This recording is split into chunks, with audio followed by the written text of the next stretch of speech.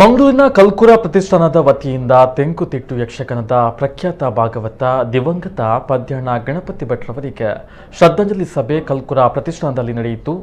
ಯಕ್ಷಾಭಿಮಾನಿಗಳು ಪದ್ಯಣ ಗಣಪತಿ ಭಟ್ ಭಾವಚಿತ್ರಕ್ಕೆ ಪುಷ್ಪ ನಮನ ಸಲ್ಲಿಸುವ ಮೂಲಕ ಅಗಲಿದ ಕಲಾವಿದನ ಗುಣಗಾನ ಮಾಡಿದರು. ಶ್ರದ್ಧಾಂಜಲಿ ಸಭೆಯಲ್ಲಿ ಕಲ್ಕುರ ಪ್ರತಿಷ್ಠಾನದ ಅಧ್ಯಕ್ಷ ಪ್ರದೀಪ್ ಕುಮಾರ್ ಕಲ್ಕುರ, ಜನಾರ್ದನ ಹಂದೆ, ಸುಧಾಕರರಾವ್ ಪೇಜಾವರ್, ಭಾಸ್ಕರ ರೈ ಕುಕ್ಕುವಳ್ಳಿ, ವಿಜಯಲಕ್ಷ್ಮಿ ಶೆಟ್ಟಿ, ತೋನ್ಸೆ ಪುಷ್ಕಳ್ ಕುಮಾರ್, ಜಿಕೆ ಭಟ್ ಸೆರಾಜೆ ಉಪಸ್ಥಿತರಿದ್ದರು.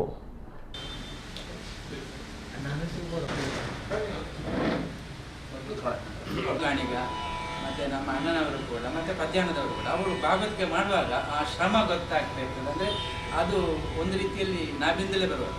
ಈಗಿನ ಒಂದು ವಾತಾವರಣದ ಭಾಗವತರೆಲ್ಲ ಕಂಠ ಮಾಧುರ್ಯದವರೆಲ್ಲ ಬರೀ ಕಂಠದಿಂದಲೇ ಭಾಗವತಿಕೆ ಮಾಡ್ತಾರೆ. ಅದು ಒಂದು ಮೆಲುಡಿ ಬೇರೆ. मेरो भागवतोत्तम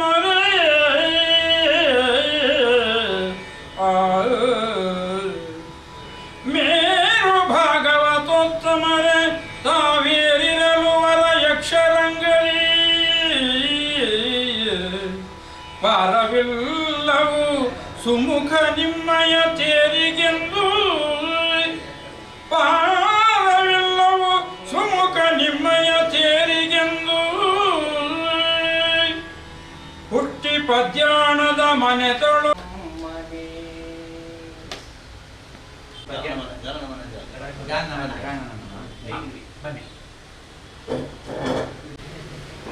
ಯೋಜನ ದೂರಕ್ಕೆ ಚಂಡೆಯ ನಾದ, ಅದರ ಜೊತೆಗೆ ಭಾಗವತಿಕೆ ನೀನಾದ ಅಂತ ಕೇಳಿದ್ದೇವೆ ನಾವು. ತಂತ್ರಜ್ಞಾನಗಳೆಲ್ಲ ಇರದಿದ್ದಂಥ ಕಾಲದ ಒಂದು ವರ್ಣನೆಯನ್ನು ಅಥವಾ ಅದರ ಅನುಭವವನ್ನು ಪಡೆದಂಥ ನಮ್ಮ ಹಿಂದಿನ ತಲೆಮಾರಿನವರು ಇದ್ದರು.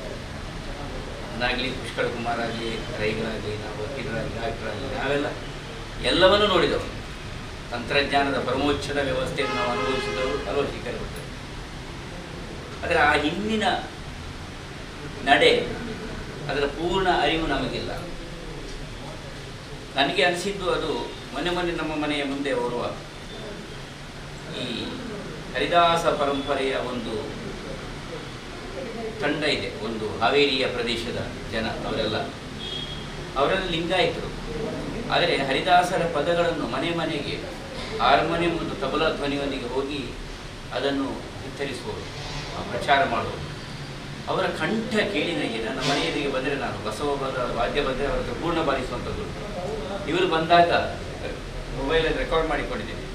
ಅವ್ರ ಹತ್ರ ಒಂದು 2-3 ಪದ್ಯ ಹೇಳಿಕೊಂಡು ಭಾಗ್ಯದ ಲಕ್ಷ್ಮಿ ಹೇಳಿದರೆ ಲಕ್ಷ್ಮಿಯ